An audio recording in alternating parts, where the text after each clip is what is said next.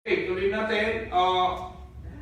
Sabi rito, sa John 10:11, I am the good shepherd give his life for the sheep. It means the solution to our problem is the kingdom of God, and we must to tell to our family, our loved ones, our friends, para malaman nila ang importante yung kingdom of God.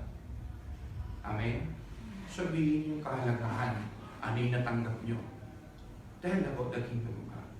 Sasabihin ko sa inyo, yung mga tao na yun, after this, lalapit sa inyo, pagpapapray. Early the next morning, Jesus went out to an isolated place. The crowd searched everywhere for him, and when they finally found him, they begged him not to leave them.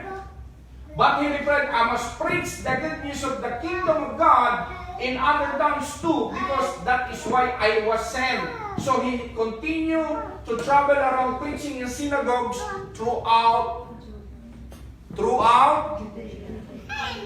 Jesus Christ never preached about religion. He preached the kingdom of God.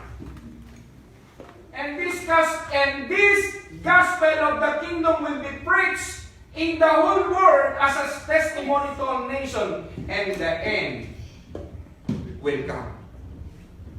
Marami sa atin tinatanong kailan dadating si Jesus.